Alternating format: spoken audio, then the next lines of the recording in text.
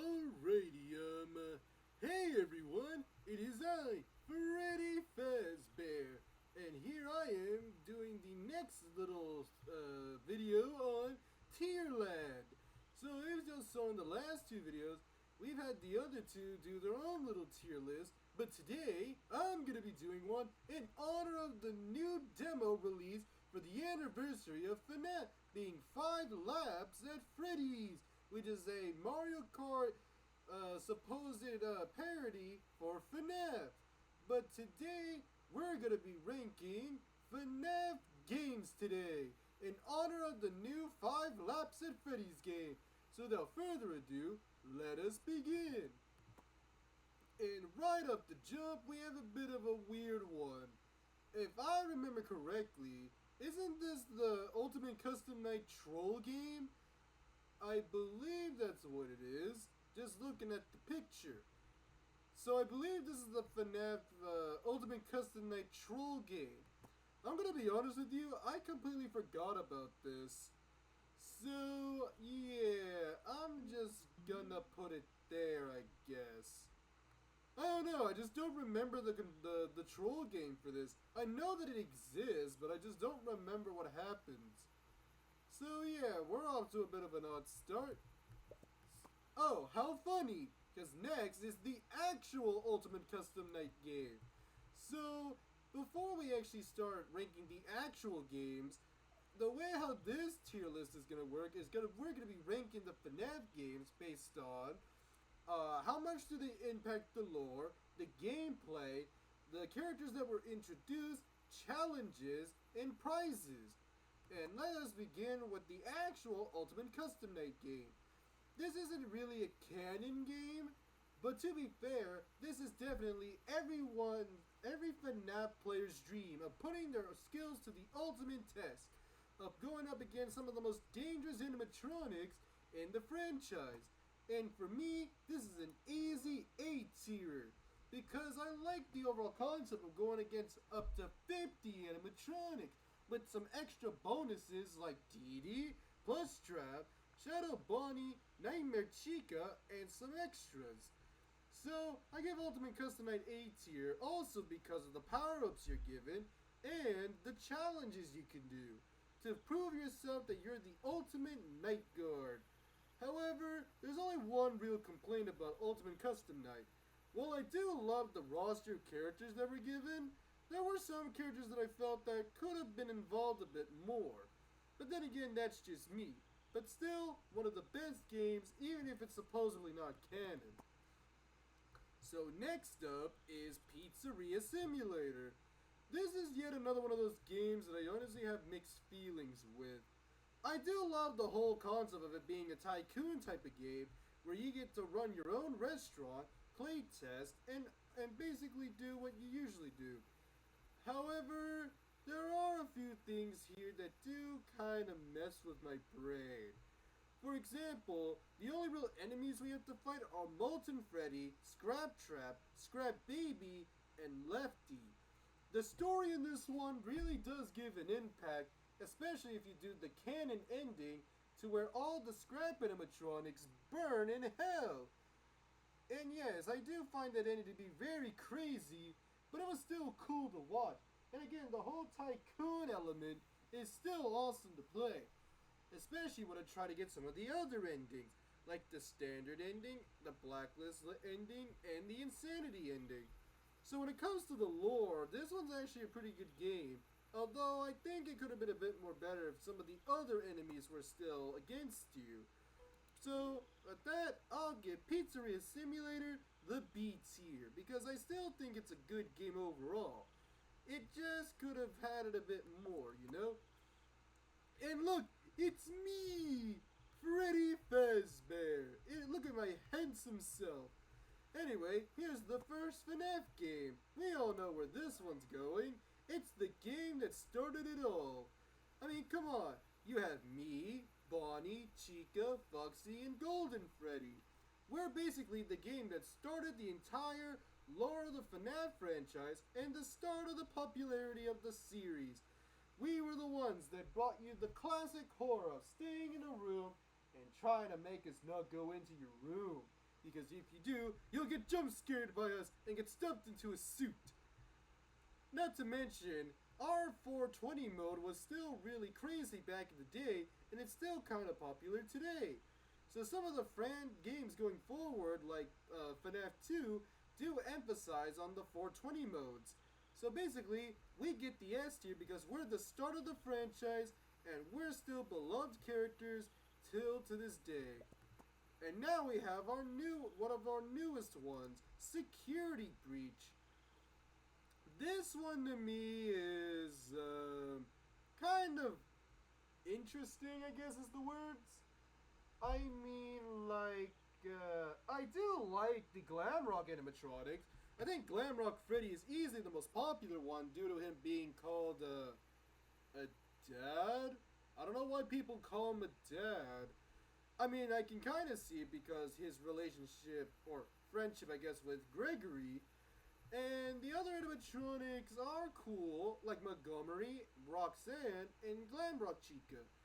Although, Vanny to me was a bit unutilized.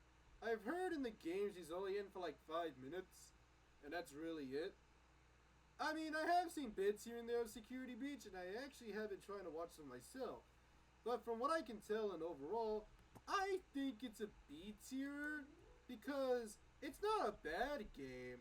However, there are some people who don't like it, mainly because, and I quote, Security Breach messes things up with the timeline, and it doesn't feel like a proper Fnaf game. But from what I know and from what the mechanics are, it's not that bad. Not to mention the challenges in this game are really interesting. So I gotta give it the credit. So yeah, B tier it goes. Which is this one? I think this is AR? Is this AR? I can't tell if that's special delivery or AR. Either way, this was one of those FNAF games that got kind of forgotten about. I mean, I'll give it B. I'll give it C tier. If I remember correctly, if this is AR or special delivery, both of them have one thing in common. They were both forgotten. And yes, it's sad to say that, but either way, it's facts. And it didn't really add that much to the series, if I remember correctly. So yeah, AR or freaking special delivery, whichever game this is, it gets C tier. Because it didn't really add that much other than, oh, it's just some game with us in it, I guess. And now we have FNAF 2. Now this is a sequel game. Although it's technically a prequel, but whatever. Anyway, this game is really fun. It takes place before the events of FNAF 1. And you get to see us as the Wither animatronics of Withered Freddy, Withered Bonnie, Withered Chica, Withered Foxy, and even another character of Withered Golden Freddy. Not to mention, we have a lot more enemies in this game, like the Toys, BB, and a few other hidden characters like the Paper Pals, Shadow Freddy, and Shadow Bonnie. So, this is definitely one of the more interesting games as it adds a lot new mechanics to the table. Like being able to block off vents for animatronics to try to get in, the flashlight mechanic to flash certain enemies, and the Fredbear and the Freddy mask to try to troll the other animatronics, except for Foxy because, God, that guy got a lot of kills in this game. But this game introduces a lot to the story as well, especially the night where it was revealed that this is a prequel. Back in the good old days of when people were shocked that this was a prequel game. But either way, not to mention some of the other Easter eggs, like I said earlier, of Shadow Freddy and Shadow Bonnie. It is a bit weird though how in the newer games, Shadow Freddy is basically just non-existent. And as for Shadow Bonnie, he gets a lot more rep and he's seen a lot more, like in Ultimate Custom Night, as he's a hidden enemy. And Shadow Freddy is, yeah, he just kind of just disappeared. I don't know. But anyway, I still give, actually is, I don't know where to put it. I'm actually now kind of conflicted. You know what? Because of how much it did add, I'll give it S. Screw it. It's not that bad overall. Still a good game. And I still think it's still fun today. So now we have Sister Location. Now this is interesting. A game that takes place after the release of Fnaf 4, as we're playing as a tactician who's meant to help fix all of Sister Location while also trying to do certain tasks from the animatronics, like trying to, like the whole, not Molten Freddy, Funtime Freddy game where you have to press the buttons, the one where you have to push away the thingy from, the Biddy Babs, and a lot of other games. I think what I really like about this game is that this led to multiple theories about Purple Guy. Like how the guy we're playing is the guy that could have became Purple Guy. Not to mention this game also introduces the name of William Apton, also known as Purple Guy. Also, the endings in this game are really interesting. How the canon ending is us losing our skin to the Scooper and basically giving our skin to Anard and the rest of the Sister Location characters. And then the good ending is basically just, playing FNAF 1 again. But it was still fun, because it was still fun to relive the good old days of FNAF 1. And the animatronics themselves had interesting challenges. Like with Ballora, you had to go through her room without making loud noise. Funtime Freddy with the whole, online stuff. Then you have Funtime Foxy with trying to flash. Then you have the mini arenas. Actually, is that a good thing to bring up? The mini arena night was, yeah, let's just put this in the narrator because I don't want reminders of that. Basically, this game added a lot more interesting theories to the lore, and as thinking of like, oh, are we playing as Mike Schmidt, or are we playing as William Apton? I think this game overall is still really fun, even if the lore gets a little mixed up here and there with these theories. Alright, so next up is, I believe this is Help Wanted's DLC with Dreadbear. I believe that's what it is, because there's Dreadbear right here. Anyway, this is the Halloween update of Help Wanted. I think we all know where this is going. I'm gonna be honest with you, I didn't think this game would get DLC, but it's still fun. It still has a lot of fun challenges, like with Wizards and the Nightmares, not to mention the whole bringing Dreadbear to life minigame, where we have to bring him to life. And yet this was also the game to give us a teaser for Security Breach when you played the core maze level and you get all the keys to the basement. This game with DLC is very fun. It brings a lot of fun nightmares to it, nice little Halloween puzzles and stuff, and a lot of other fun things. So even after you beat Help Wanted, you can play this game and still have lots of fun. So I'm going to give it the S tier for that. Although I don't remember if this actually adds lore to the game. So I believe this is the Sister Location Troll game. I've actually never seen this one. I don't think I've ever even heard of it. So I'm just going to put it in F tier because I really don't have an opinion on it. I don't even remember what it's about, but sure. Alright, so now this is, hold on, what is this? So it's obviously FNAF World, but is this the actual FNAF World? Or is this the one where we got to play it a bit early? I mean, hold on, we'll check real quick. So we'll keep that there for now. Alright, so now we have FNAF 4. Now, this is a bit of a hot take, but this game to me has a lot of mixed results. So here's my first take. I don't mind that this game takes place in a new area, like how in this game, we're not in an office, we're playing at a home, and we're supposedly playing as a child. However, while I do like this game, there are some problems I have with it. And one little nitpick that I think a lot of the fans said were the designs of the animatronics in this game. I don't hate the designs myself, but a lot of people said that they felt that the designs went a little too hard to focus on the slasher/horror theme, which was nothing needed in the franchise since we had character designs that weren't terrifying, but it was our mechanics that made us more terrifying. This game really just felt like it wanted to be horror for the sake of it. Not to mention the whole nitpick with a certain item in this game. We all know the one. We're talking about the box. The one where it just shows up and it really doesn't show any significance at all to the story. And speaking of which, I felt like this whole game felt like a troll fest in some sections. Like, remember the scene where the crying child gets into Fredbear's mouth and then he gets killed? When everyone believed that, we all thought that was the bite of 87. Now I have to say the meme. Was that the bite of 87? Anyway, had to say it. Anyway, when it was revealed that it was the bite of 83, it really just felt like that the fans got a massive slap in the face to an event that we all thought was figured out. And not to mention this game also does a lot of weird takes with the new the lore of the game. So as much as this is a weird take, I'm gonna give FNAF 4 the C tier, mainly because of the changes, and it didn't really add that much to the lore, other than thinking that we thought we knew who was the bite of 87 suspect, but it didn't really add that much overall. The only real thing I also like about this game are the theories, specifically on who we play as. Other than that, this is definitely one of the more mixed ones for me, and I can kind of agree with fans with certain areas. So now let's move on to the Halloween edition. I mean, it's basically the same thing.